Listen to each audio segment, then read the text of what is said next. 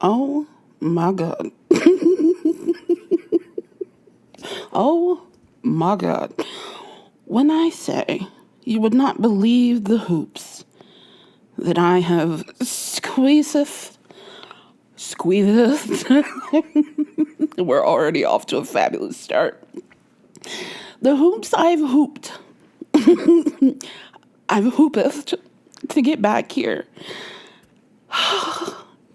Having to frame your recording time around other people, like, it's insane. It's insane.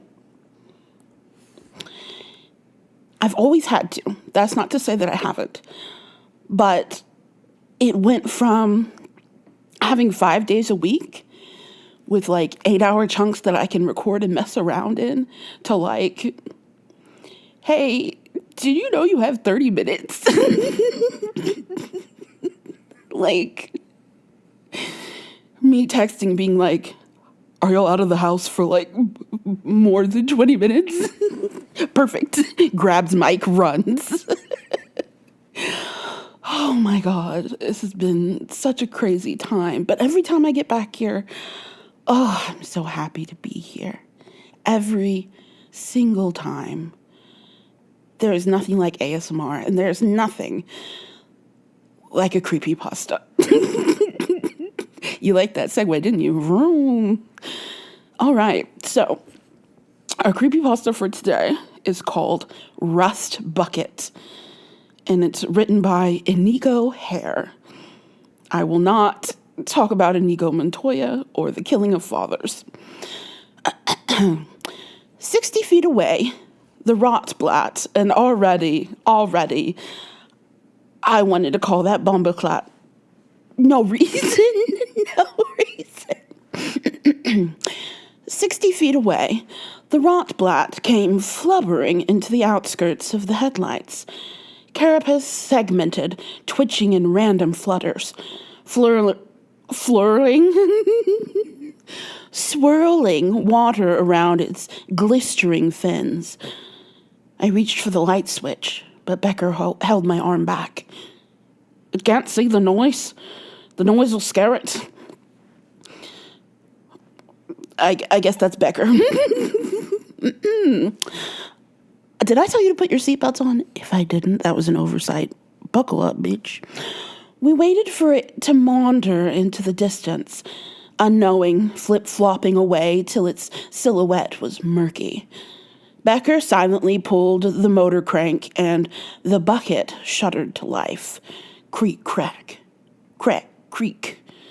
A low hum buzz as he edged the throttle forward. Shrimpy particulates swirling in the water, drifting past us out the porthole, flashing iridescence under the bucket's headlights. Becker's eyes were glazed and unmoving. How many times had he done this before? Hunched over at the control panel at the front of the hall, head an inch from the brass egg ceiling. I sat, curled up behind him. I'm sorry, why brass egg? I love a good brass egg in the morning. In the faint red glow of the steam lamp, I could make out black markings on his sweaty neck. Lines etched with motorized precision. Sweat. Hot. God, it was hot. What's hot, the temperature or his sweaty neck? The fetor of metal and the air taste of rust. I'm having the worst feeling of deja vu. We might have to switch stories. We followed behind the Rotblat as it floundered through the murk, keeping it at the edge of our headlights. No brain or blood, writhing oxbow spine, rising and falling with the undersea currents. I asked Becker where it was headed. Didn't they brig for you? He turned slightly towards me, enough to see his eyes gleam white, cogging and whirring in the darkness. Mine must have looked like that, too. The operation was funny. When I blinked, I felt little motors twitching, cameras snapping, the human pantopicon. Them, the warden. Don't worry. he said as he looked back to the porthole. You've got nothing but time. It's headed to the rig. Okay, deja vu fully in swing. I think we've been here before. Should we find out together? Let's find out together.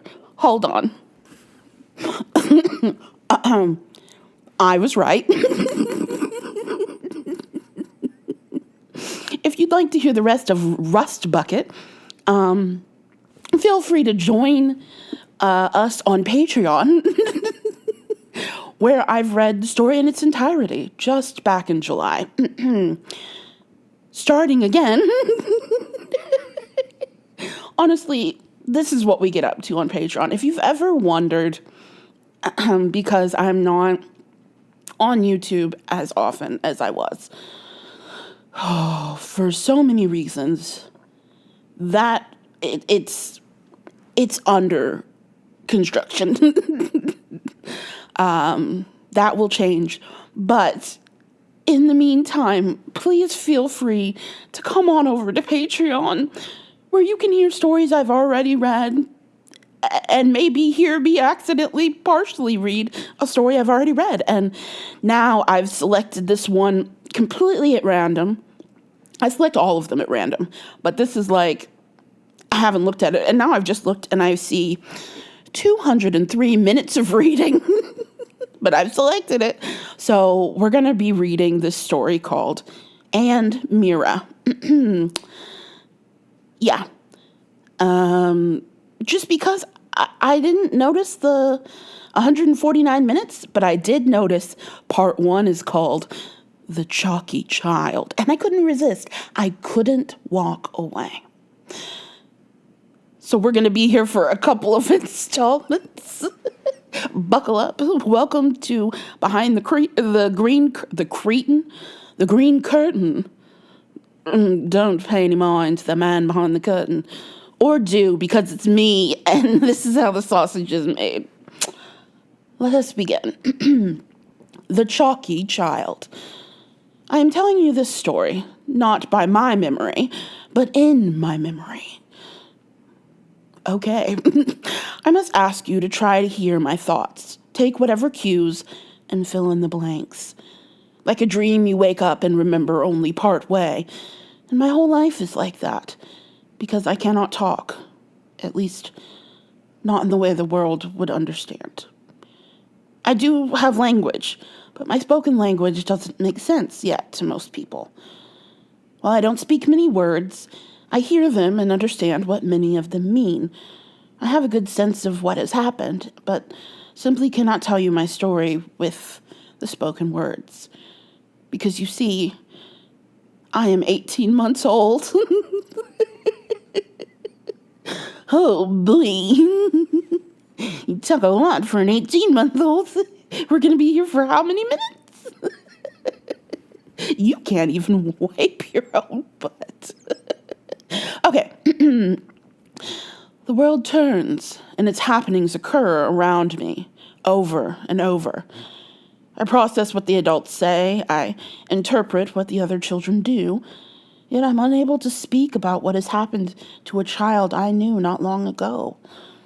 I can only remember and hope that you too can find sense in my thoughts and my memories. My very first memory is of a crying child. Not the child in my story, another. The sobbing baby might even be me, but I'm not sure. I'm certainly quite unpleasant if it is, in fact, me. This child is pale, chalky white, married. No, marred. The child is not married. The child is marred. Wow, thanks, dyslexia. I'm chalky white, marred, and miserable. I've never heard such a cry, not from myself or from any of my friends. Well, I don't suppose I have friends, but the other children in the nursery school. The truth is, I do not like them very much, since they spend their days, and mine, stealing my favorite toys, and finding new ways to brutalize each other. They can't talk either, and their thoughts whimpers and memories are all focused on food, their mothers, and pulling hair. Often mine. Poor thing.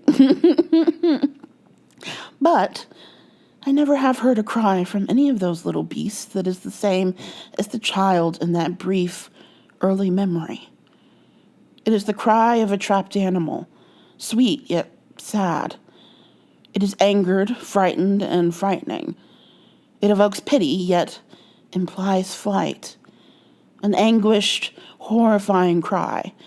While you desire to extinguish the poor child's pain, there is also a foreboding to it. Attempting any sort of comfort to this little one would certainly lead to death.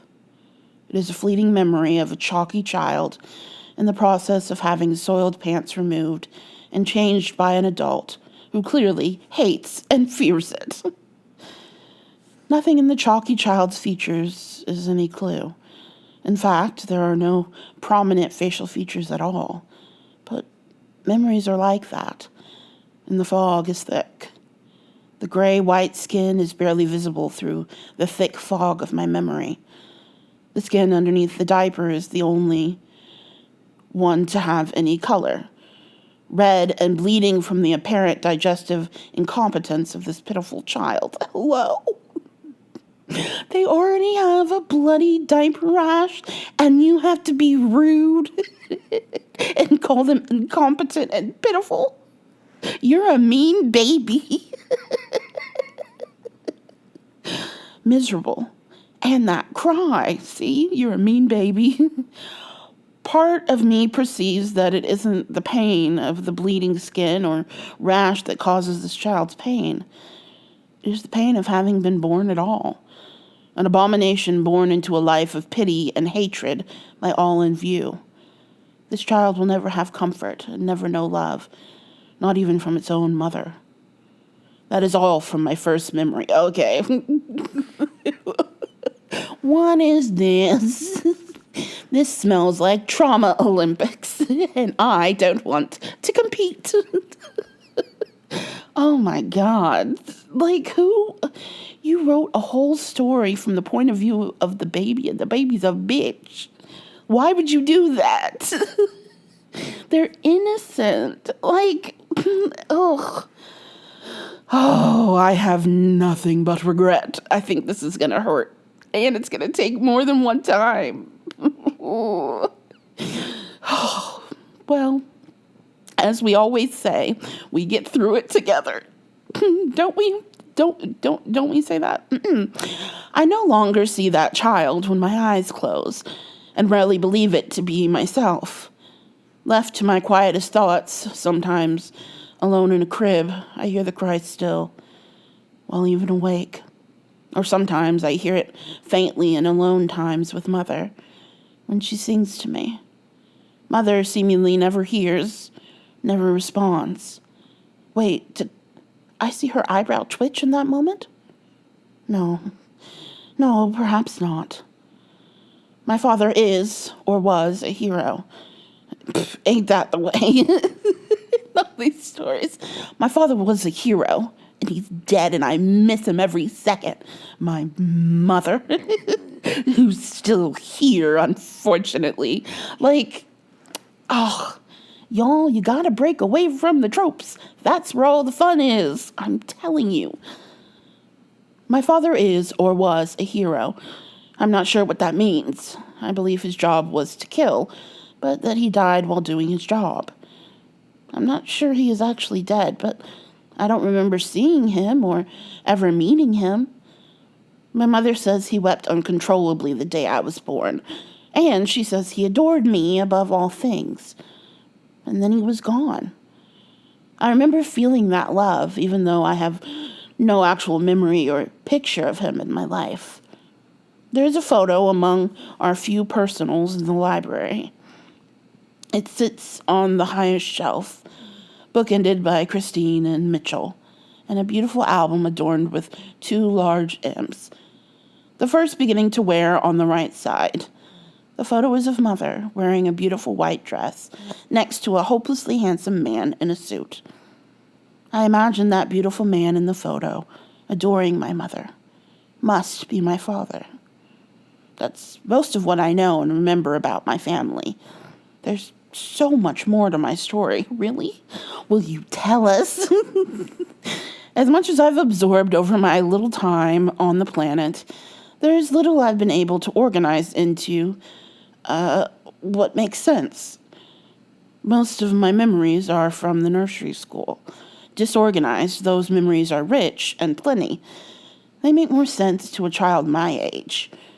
The children at the nursery school do bizarre, unusual things, but they are the bizarre, unusual things that children do so well. And the behaviors of the adults caring for us are all the things a caring adult will do. Intuitive to me. When adults talk to each other, it's about guns and cinema and nasties? Okay. And nations. But when adults at nursery talk to children, they say, Ellie, would you like your meal? Or, Bing, do not bite the other children. Or, Andrew, give the toy back to Mira. Or, good morning, Mira. Oh, I suppose I've neglected to introduce myself. My name is Mira. Wow. It seems most people call me Mira, though I'm not sure what it means or whether it is my first or last name. Some other people refer to Mother by that name, calling her Miss Mira or Mother Mira or some such. Hard to say. Harder to remember. The adults at nursery just say Mira while looking at me and attempting to give me direction.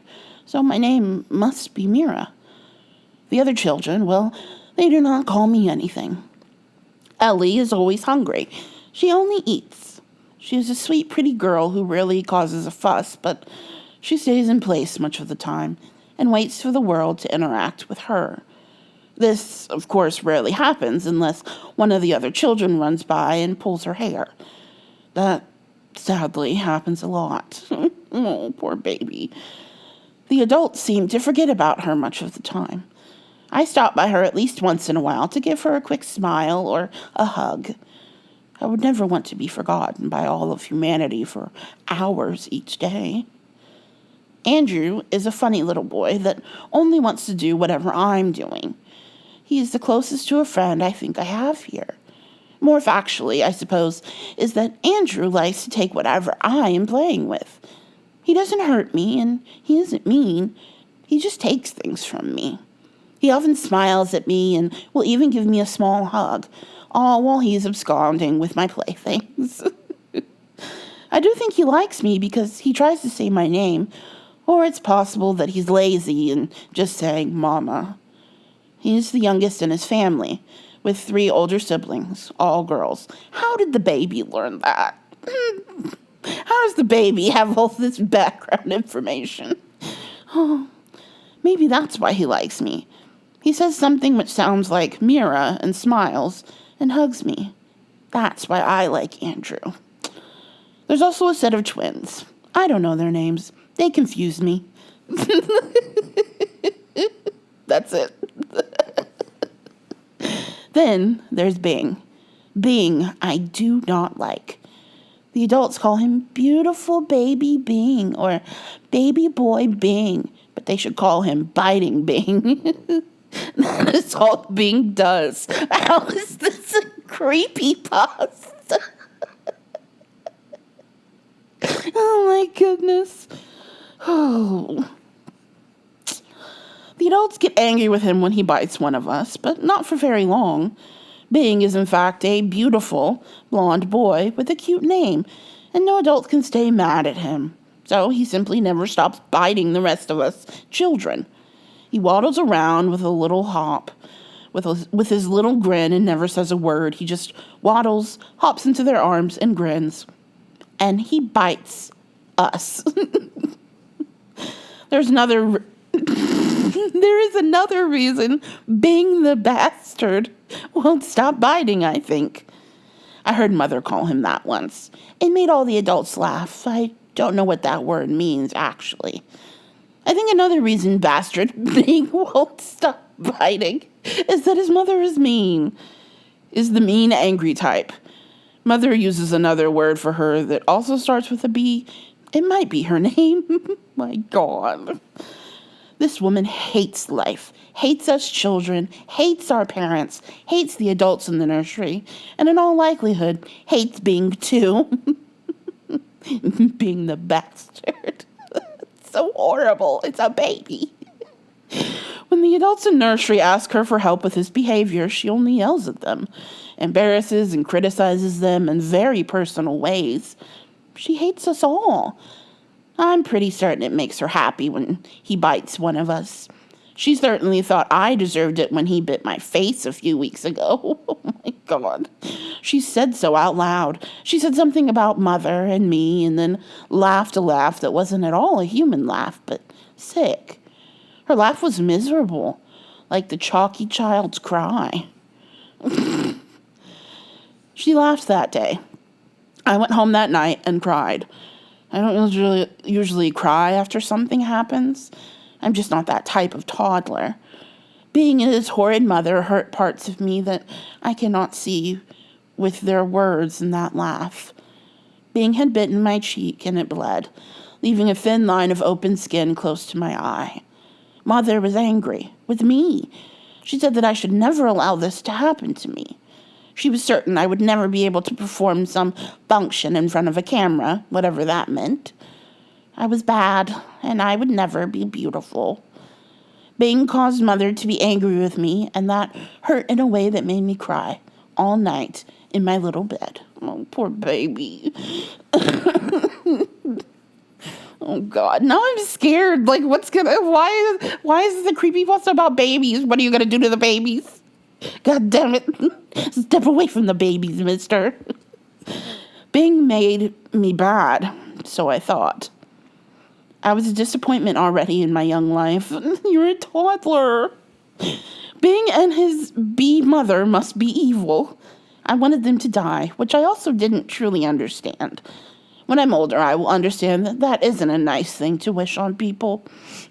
I didn't wish them to die out of hate or fate, but out of fairness. My father, the man in the photo, died, and he was good. Why should he die, but they get to live, biting and spreading filth in the nursery and in the world? I would never have really wished my father's fate on another if I truly understood. I just knew he was good, death was bad, and Bing and his mother were bad. Fairness, not fate. I finally found sleep with those thoughts deeply and firmly planted in my memory, along with the cry of that horrible child. You might be surprised to learn that here my story truly begins. It's about Bing and what happened to him, because that was the last day Bing bit anyone, ever. And I'm not sure if fate or fairness was the curse. What happened to Bing the very next day, and each day forward for nearly a month, was he became good. He never bit or tried to harm any of the children in the nursery again.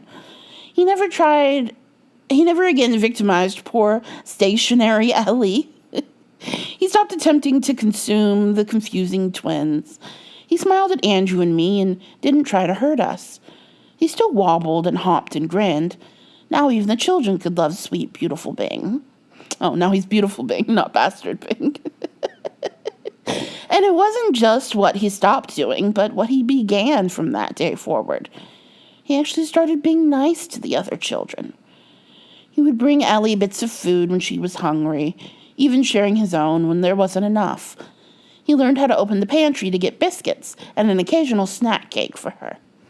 Ellie was happy every day and smiled more than ever I saw her. But not only at meals, but all the time. She would get up and chase him all through the day, laughing, catching him, and hugging him. He wouldn't let Andrew take my toys away either. He wouldn't hurt Andrew, but just took the toys back. He would smile and give me hugs and kisses. It always made me nervous when he'd try to kiss my cheek because I was afraid he would bite. I can't. This is too funny. I'm like scary wear, creepy wear. But he never would. And Bing learned to say Mira. I secretly knew he loved Ellie, though. I am thinking of a B word for lazy old Andrew. Oh my God. Bing never bit the twins again. He didn't really play with them either. None of us did very much, I'm afraid. I think they confused him too. They're a little creepy. Bing, sweet Bing, was suddenly a good boy. And everyone, including the adults in nursery and all of our parents, just loved Bing that much more. They would all tell his mother about what a good boy he was, how nice he was to the children, and how wonderful we all thought he was. Sadly, Bing's mother did not change. As always, she would just laugh and defile our ancestors yet again. She didn't see any difference, and she didn't care to. Nearly a month. Then after those wonderful weeks, Bing's miserable mother seemed to care. One morning she came into nursery in tears. She came without threats. She came without insults and without her miserable laugh. She howled, a much less bestial version of her miserable laugh. I'm sorry to say I liked it better. It was easier not to hate her or want her dead, acting so human. I had no idea. What confused us is when the adults at nursery started to cry. What a sight! The children in nursery calm and quiet, while every adult carried on like someone took their favorite toy. They said strange things like, but he was never weak, or he had no cough, and he couldn't have had a fever I would have noticed. They were all confused, all sobbing, all looking at each other, and sometimes to us, for comfort and an answer to an unsolvable puzzle. Without any warning, any symptoms, something called pneumonia had taken Sweet Bing in his crib. Fate, fairness, perhaps both. Ellie, seeing Bing's mother, looked around for him to play. Somehow she understood, seeing the adults cry and Bing missing, that she would not see him again. So she sat down where she was, staring ahead, eventually shedding tears she could not explain. I don't remember when she finally moved again. Oh my God, now you're giving us depressed toddlers. This is not kind. I didn't cry in my crib that night. True, I would miss Bing and the wonderful boy he had become. I would miss hearing him say my name, but I remembered my father, who also died unfairly. He too was wonderful, and he too adored me. That's fair, and that's how it goes. Bing had been a nice friend to all, suddenly becoming a giving person to everyone in this world. Then he was lost. But Bing, sweet Bing, received his just reward for his behavior up to that point. Fate or fairness, hard to say. Bing's mom changed, however. She finally became human. She properly began hating herself more than the world and everyone who had seen fit to love her child through his short life, both bad and good. Fate had replaced her hate for us. What a thing to have happen in order for one so foul to become human. At that, actually, I cried a little, saddened at the thought that some adults needed such a motivation to become decent members of society, of humanity. I hoped I would never become that way, and as I quietly sobbed, I heard the pitiful cry of the chalky child for a moment, then drifted away to sleep. Okay, that is end of part 1, the chalky child. Part 2 is called Smoke, and we will start that just as soon as I can get right back to you. Oh man, who knew we were going to accidentally read part of a creepypasta we've already read. Rest Buckets. It's back in July. Feel free. And then we were going to read from the perspective of a baby. We got a whole toddler, 18 months, guiding us through. Rest in peace, bastard Bing. Oh man, this is great. Take care of yourselves, and I'll see you just as soon as I'm able. All right, ta-ta. And if you want to hear more, go to the Patreon. where we have all kinds of crazy fun. And I read things that I absolutely could never read or do or say on the YouTubes. So if you want that version of FAR and our shenanigans, you'll have to head to Patreon. Otherwise, I'll see you back here soon for part 2.